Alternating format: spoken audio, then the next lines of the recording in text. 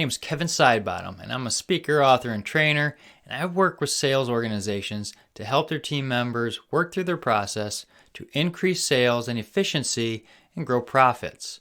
Today, let's talk about how to motivate your teams to increase sales. Now, there's typically two different kinds of motivations, positive and negative. We're going to talk about those in the video, but I'm going to more focus on the positive ways to motivate your team so that way we can increase sales. So, negative motivation.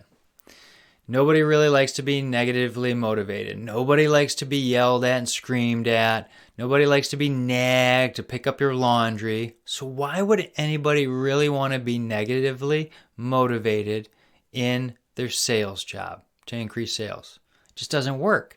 Now, it does short term if you really need to do it. I don't see why. But short term you can do this. But long term, people are just going to leave and you're just going to have all this turnover, which is going to add costs to your business. So let's focus on how to add positive reinforcement and how to motivate people positively. Okay, are you ready? Now, here's one way that you can do positive motivation. Again, it's a short-term deal, but you can do short-term little contests.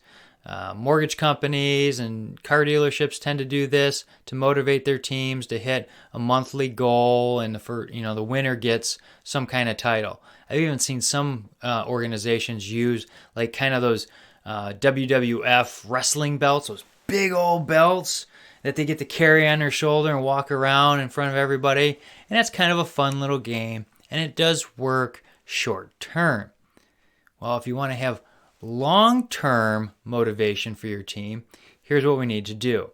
We need to make sure that we're investing in them. That's right. We want to invest and add value to them, not just by giving them stuff, but teaching them. Learners are growers, so we need to be investing in them. Here's one way I recommend that you do this.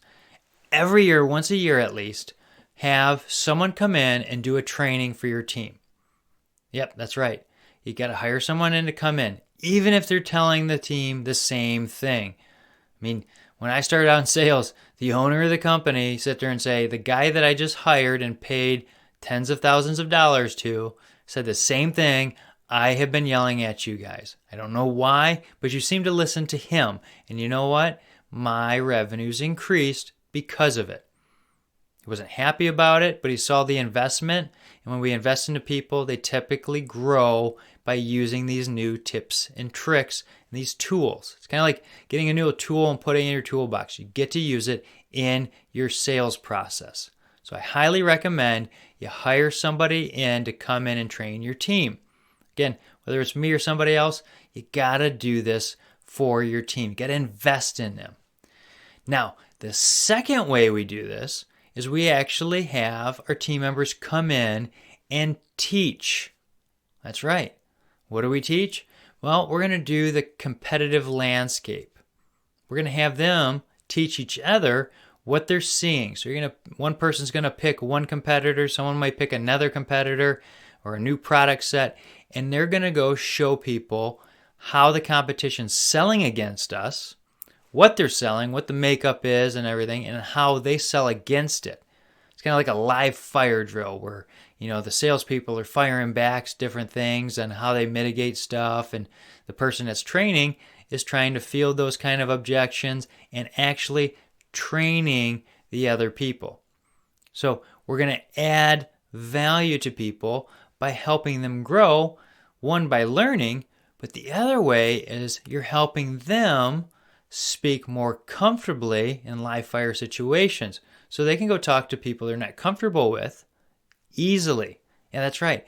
You're helping them. You're basically teaching them to be a keynoter or, someone who is more outgoing. And take it from me, who's an introvert, this helps them grow just like it did me. Got to do this. You got to invest in them. Let them train the other team because they're going to learn more, and so is the other team when they're all working together. And it brings bonds between people, camaraderie. That's a good thing. When spirits are high, stuff gets sold. So we definitely want to have them come in. Now, the third thing I always recommend is this. Read a book. Yep, that is right. I said read a book. And I know a lot of salespeople out there say, I don't have time to read a book. I can't sit down and just read a whole book. I'm not saying that. If you want to eat an elephant, how do you do it?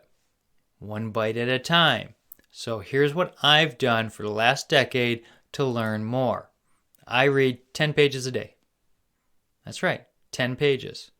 10 pages times 30 days is about a 300-page book. Well, you can get a lot of books that are under 300 pages done in a year. And that's what I've done for over a decade.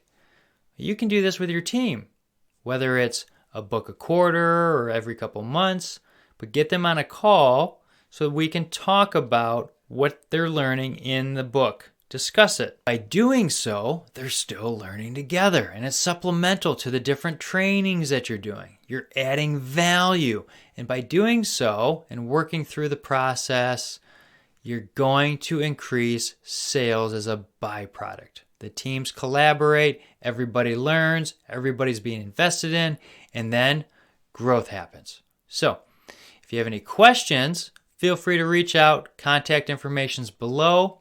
And if you like this video and it was helpful, hit like, share, so that other people can get this knowledge and help them. Because that's what I'm here to do.